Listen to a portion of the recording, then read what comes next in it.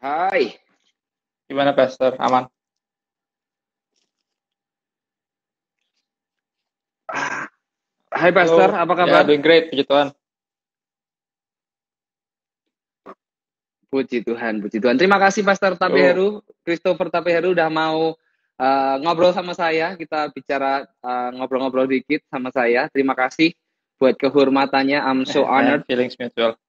Ya, Pastor, aku pernah satu kali kan awal-awal saya follow Pastor Christo, lalu juga kita ketemu beberapa kali kalau nggak salah waktu pertama kali di UF. ya, ya.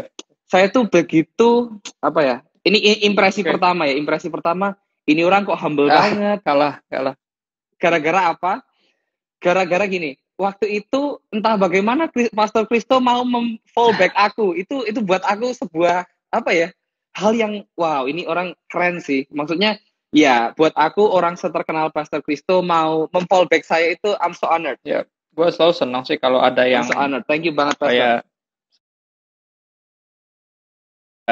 sama-sama di ladang sosial media ini karena pada akhirnya kan kita selalu diajar berdoa, minta untuk pekerja kan, Tuhan ya. Jadi gue Hmm, selalu senang kalau ada yang kayak lo, ya. siapapun pasti langsung gue follow, gue support. Karena gue berharap kita bisa ngerjain rame-rame karena nggak bisa terlalu banyak buat dikerjain sendiri itu bro. Jadi that's my mentality. Ya, ya, Ya. ya. That's true. Betul banget. Ya. Oke, kita mulai Ya. aja. Sebelum kita mulai, aku pengen apa ya, memberikan juga salah satu pengalaman bersama dengan Pastor Kristo, walaupun kita belum punya waktu bersama banyak. Tapi aku ingat waktu itu kan pertama kali aku ketemu sama Pastor Kristo itu di UF tahun Ya. 2018, tahun UF lagi Ya. 2019. Itu ketika aku mendengarkan Pastor Kristo khotbah pertama-tama itu kan di sosial media belum terasa lah khotbah, nggak saya nggak tahu khotbahnya gimana, tapi pandai sekali memutarbalikkan kata dan begitu apa ya, menusuk ke hati gitu kata-katanya. Nah, waktu pertama kali aku dengar Pastor Kristo khotbah, aku menemukan sebuah Hmm. kesamaan antara saya dan Ya. relate Ya. gitu. Kesamaannya adalah kalau khotbah kadang-kadang Ya. nangis. Ya. Hmm. Kalau khotbah kadang-kadang nangis, dan aku teringat banget khotbah-khotbahnya Pastor Kristo waktu UF 2018, Ya. temanya unqualified.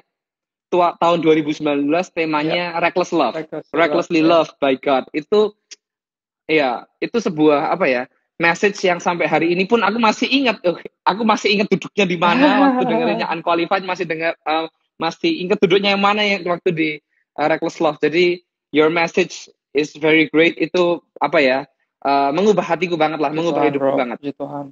Gue cuma suka kagum sih kadang kok bisa ada orang yang nggak Oke. nangis. Tahan gitu nggak nangis kalau beritain kebaikan Tuhan. Gue kayaknya nggak bisa deh. Entah gue orangnya terlalu melo Ya, atau ya, ya, ya. terlalu baper atau apa kali. Gue nggak bisa nggak nangis kalau ngomongin apa ya, kebaikan Ya. pengorbanan Kristus. Sulit bro, sulit banget buat nggak nangis. Malu sih kadang sama jenggot gitu ya nangis-nangis. Cuman Uh-huh. susah men, asli gue berusaha tabah, berusaha sok kuat gitu, tapi nggak kuat pasti breakdown kalau ngomongin tentang pengorbanan Kristus. Nggak bisa kayaknya gue nggak nangis gitu, terlalu terlalu indah bro. Emang. True. Ya. Ya, that's true, that's true.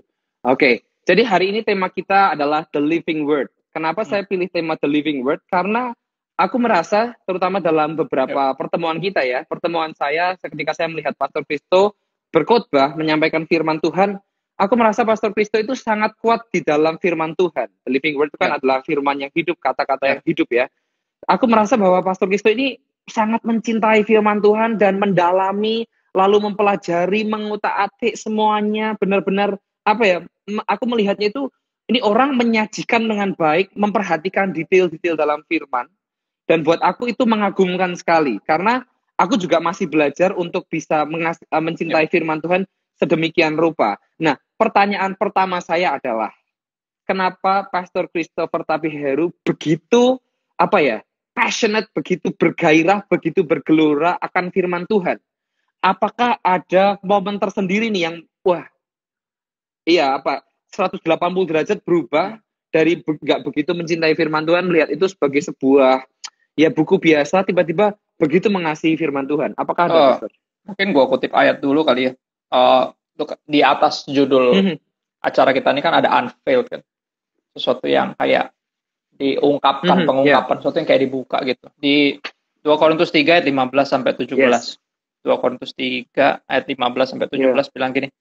Bahkan sampai pada hari ini, setiap kali mereka membaca kitab Musa, setiap kali teman-teman Yahudi nginget hukum Taurat yang ada 10 itu, ada selubung yang menutupi hati mereka. Jadi ini kayak gue banget. Gue dari kecil Kristen, anak pendeta di gereja, tumbuh besarnya. Artinya dari kecil hampir bisa dibilang hampir kayak dicokokin Alkitab lah, kurang lebih ya. Dan dikelilingi oleh ayat-ayat, ya kan, khotbah-khotbah, Alkitab dari anak kecil sampai remaja sampai semuanya ada di sekeliling gue. Cuman kayak ada selubung yang menutupi hati gue. Gue belum ngerti banget, artinya gue cuma baca kalau disuruh dan ya formalitas aja lah. Kayak ada selubung gitu, gue nggak bisa ngelihat keindahannya, nggak bisa menyadari kedalamannya. Sampai tadi, tapi apabila hati seorang berbalik kepada Tuhan, ketika seorang bertobat, maka selubung itu diambil daripadanya, di unveil. Itu kan kata unveil muncul di sini kalau di Alkitab. Sebab Tuhan adalah roh, dan di mana ada roh Tuhan, di situ ada kemerdekaan. Jadi ternyata yang unveil itu karya Roh Kudus. Jadi Roh Kudus yang buka. Sehingga gue bisa lihat sungguh-sungguh bahwa, oh wow, ternyata ini Alkitab nih isinya bukan do's and don'ts aja, bukan peraturan. Jadi ketika gue melanggar peraturannya Tuhan, gini, ada satu bagian Alkitab yang gue dulu bacanya dengan selubung ya, yaitu kisahnya Nuh yang banjir besar itu loh. Ya kan? Nah, di situ gue selalu ngelihatnya Tuhannya yang kejam gitu loh. Kayak Tuhan nggak senang semua orang bikin dosa, akhirnya dia nyesel, terus dia bantai semua pakai banjir. Gue sulit jatuh cinta sama Tuhan yang kayak gitu loh. Akhirnya gue pikir, udahlah, gue cuman melayani Tuhan tuh karena takut. Ya, takut nggak diberkati, takut masuk neraka, takut kena azab, yang gitu-gitu. Jadi, karena gue tahunya tuh Tuhan nih jangan mainan lo sama dia, karena dia tuh rusuh gitu ya, tanda kutip. Jadi satu dunia dilelepin semua pakai banjir. Tapi karena ada selubung, gue bacanya ada selubung. Tapi ketika Roh Kudus angkat selubung itu, gue revisit kisah ini dan gue ngelihat satu kata yang gue nggak lihat sebelumnya, yang gue nggak perhatiin. Gue malah sibuk mempertanyakan kok Tuhan bisa nyesel ya? Apa dia nggak tahu ya apa yang akan terjadi kayak gitu-gitu. Jadi gue nguliknya salah gitu. Padahal abis ayat itu ada satu ayat yang indah. Dia bilang kayak gini, ketika Tuhan melihat segala kecenderungan hati manusia itu dosa, pikirannya, hatinya, bahkan perbuatannya hanya dosa semata. Ya, dibilang menyesalah Allah, dan hal itu, ini ayat ini, dan hal itu memilukan hatinya. Bahasa Inggrisnya, and it breaks his heart. Gue kayak, what? It breaks his heart. Jadi akhirnya gue menyadari, ternyata hukum ini, ternyata firman Tuhan ini isi hatinya Tuhan. Jadi kalau gue melanggar hukum, I'm not just breaking his law, but I'm also breaking his heart. Mainly, gue itu menyakiti perasaannya, mainly gitu loh. Gue itu bikin dia sedih. Gue tuh menghancurkan hatinya. Gue gak sampai sana. Gue kayak, makanya selama ini kalaupun bertumbuh besar di keluarga Kristen sebagai anak pendeta, gue akan mendekati Alkitab seperti kayak gini loh. Gue coba pengen tahu Tuhan tuh yang di pikirannya apa sih. Akhirnya gue baca Alkitab dengan pandangan hampir mirip kayak ahli Taurat sebenarnya. Jadi gue selalu lebih kayak kritisnya di hal-hal yang gak perlu, dan gak ngelihat benang merahnya gitu. Gak ngelihat Tuhannya sebagai yang punya perasaan. Gue lebih lihat kayak gue nggak boleh nakal, gue nggak boleh nggak ya. Kalau gini tiba ke Tuhan kesel nggak ya? Lebih ke sono. Gue nggak peduli kayak cintanya, kesabarannya, terus dia punya tadi kayak penyesalannya dalam tanda kutip breaking his heart. Tapi ketika Roh Kudus angkat selubung itu, gue ngelihatnya berbeda. Jadi mulai detik itu ada pertobatan spesifik sih. Kesaksian gue kan ada di YouTube tuh. Yang benar-benar di altar call satu kebaktian KKR, gue nggak maju kan, karena undangan buat yang mau terima Yesus pertama kali, sedangkan gue dari kecil Kristen kan, ya nggak mungkin gue maju lah. Kalau undangannya buat yang masih terikat sama dosa tapi mau lepas, gue pasti maju gitu. Karena itu ada maksudnya semua orang ada, pasti maju. Undangannya tuh spesifik buat yang mau terima Yesus sebagai Tuhan dan Juru Selamat pertama kali, artinya mau jadi Kristen. Nggak maju lah gue. Ya kan udah mana yang khotbah namanya Muhammad lagi kan. Maksud gue yang khotbah namanya benar-benar Muhammad Riza Solihin, men. Iya, maksud gue yang namanya Simon, nama Yohanes saya gue nggak maju, apalagi yang namanya Muhammad yang khotbah gitu. Maksud gue altar call macam apa gitu, gue nggak maju lah. Jadi gue di bangku, terus unik. Jadi pas maju, beberapa orang maju kan di KKR, ternyata gue bilang, wah ternyata banyak juga yang belum terima Tuhan Yesus. Udah, gue duduk aja kan nungguin lihat jam. Lucunya si Om Riza baru orang kedua tuh, dia langsung ngeliat ke kita yang lagi duduk. Dia bilang, coba tolong yang nggak maju, jangan diem. Ya, dukung doa saudara-saudaramu yang lagi mau memutuskan untuk ikut Tuhan. Mereka akan mengalami banyak tentangan, mengalami banyak proses. Coba doakan, jangan diem. Dan dia nunjuknya ke gue, bro. Pas maksud gue ada teman-teman gue, ada yang lain. Gue kayak, ya udahlah, karena gue ditunjuk. Akhirnya gue berdiri kan, karena disuruh jangan diam kan. Akhirnya gue berdiri, ya udah gue angkat tangan gitu, seolah mendoakan yang di depan gitu loh. Karena udah gak enak, gue ketunjuk bro, gila loh. Maksud gue kalau gue diem aja kan kayaknya cuek banget. Akhirnya gue angkat tangan, tutup mata asal-asal gitu, cuman kayak, ya udahlah pura-pura doain orang di depan. Gak taunya tadi Tuhan jamah gue di situ men. Tuhan jamah gue merasa takut, jijik, nyesel, malu di saat yang bersamaan. Gue nggak pernah ngerasain semix feeling itu dalam hidup gue. Dan akhirnya gue didorong sampai gue berlutut, nangis, tiarap, sampai apa tiarap bro. Dan itu benar-benar akhirnya Tuhan ngomong tuh. Terus Tuhan, maksudnya gini, gue bukan orang yang sesakti itu bisa dengar suara Tuhan audible gitu ya. I wish gue kayak gitu. Tapi gue bukan. Dan me too. Tapi di momen itu gue inget banget dia ada suara itu. Dia bilang, kamu bikin ini semua buat siapa?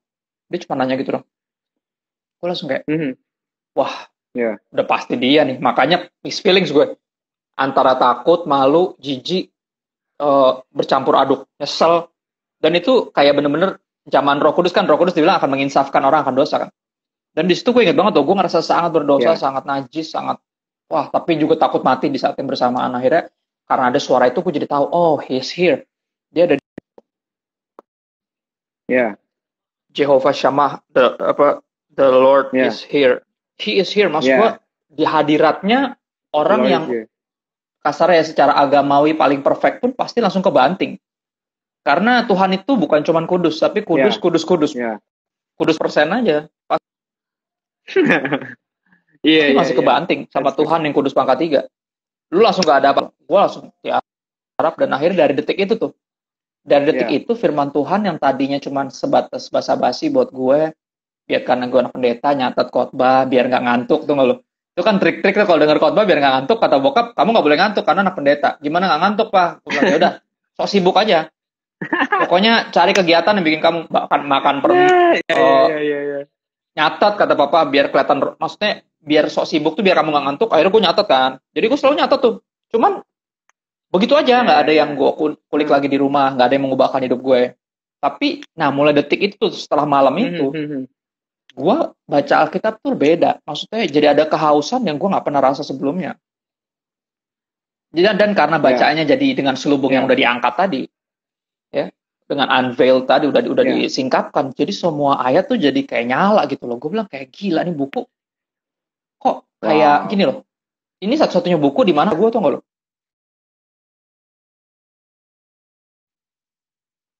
Itu ya maksudnya dia kayak nelanjangin gue tapi di saat bersamaan juga ngarahin, kayak marahin tapi juga ngarahin, kayak menghajar tapi sambil menghibur, kayak gue bilang this book like none other gitu. Akhirnya dari situ tuh tiba-tiba ada hasrat kehausan itu pas gue baca, oh itu perjumpaan sama Tuhan. Habis itu biasanya hidup orang nggak sama lagi. Nah dari sana tuh kecintaan gue akan firman Tuhan langsung gue passionate banget karena tadi gue bilang akhirnya karena selubung diangkat, gue tahu ini isi hatinya berarti, bukan isi pikirannya. Karena kan kalau lagu bukan terbang aja, ya kan? Jalanmu di atas jalan-jalanku, rancanganmu melebihi rancanganku. Iya, gue sepanjang hidup selalu pengen tahu kenapa sih kita mesti ngalamin ini, kenapa sih kayak misalnya 3 bulan terakhir kita mesti kena pandemi, padahal kan kita Kristen, mestinya kan ada perlindungan yang ilahi dong. Kok kenapa kita kena? Oh banyak pendeta yang meninggal juga. Kita tuh lebih cenderung suka nanya kenapa. Akhirnya kita membaca Alkitab kayak mendekati, mau cari tahu Tuhan yang di otaknya Tuhan tuh apa sih.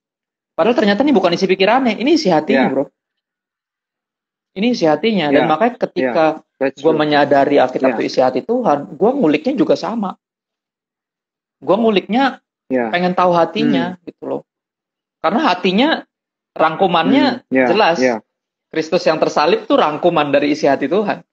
begitu besar kasihku That's kepadamu. true. This is Yeah. how I love you. How much I love you. Kayak I will do Yeah. anything to get Yeah. you. Maksudnya to bought you back, Yeah. untuk bawa lu balik, beli lu, tebus lu, nyelamatin lu. I will do anything. I love you this much. Dan akhirnya gue mendekati firman Yeah. Tuhan sebagai isi hati Tuhan, dan di situ jadi passionate karena Yeah. hati. Jadi dengan segenap hati, Wow. karena tahu ini hatinya.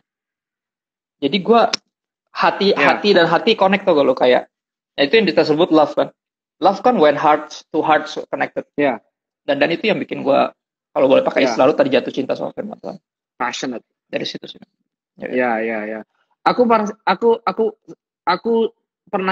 ingat pertama kali jatuh cinta dengan firman Tuhan. Aku ingat banget pertama kali aku jatuh cinta dengan firman Tuhan itu waktu aku dipanggil jadi seorang hamba Tuhan.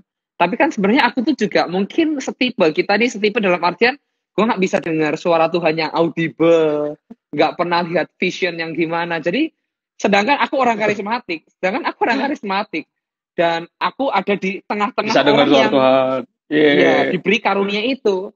Dan yang menyebalkan adalah aku anak pendeta kan kayak gitu. Ini anak pendeta kenapa tidak ada karunianya kayak gitu. Lalu aku tanya sama papa, "Pah, ini gimana aku bisa dipakai Tuhan kalau aku nggak punya karunia? Gimana aku bisa dipakai Tuhan kalau nggak ada karunia? Sedangkan yang lain bisa bernubuat, yang lain bisa melihat ini itu, bisa dengar ini itu. Gue gimana?" Terus dia cuma kasih Alkitab, cuma kasih nih baca, udah gitu doang.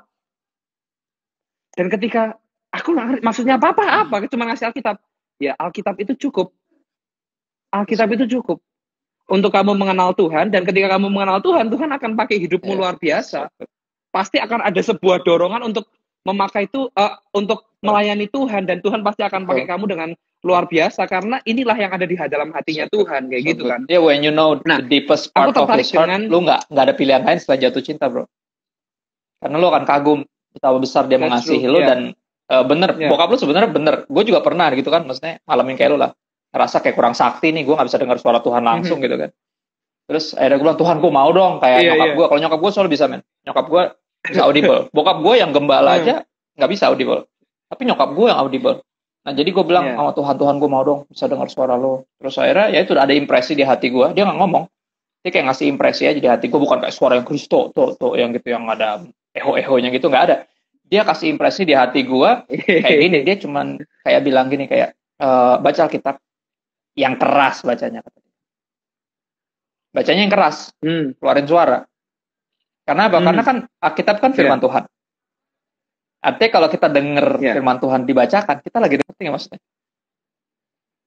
Jadi kata Tuhan, kan lu mau dengar suara gue, baca tuh yang keras, kata dia. Nah itu mirip sama yang sebenarnya. Iya. Ini Tuhan tuh ngomong sama kita tuh lewat ini, gitu. Baca yang keras kalau mau dengar, kata. Jadi akhirnya gue punya kecenderungan untuk bacanya bersuara, just to let my soul hears what he said, gitu. Itu sih, man. Seru banget, ternyata lu mirip banget sama gue. Iya. Gokil.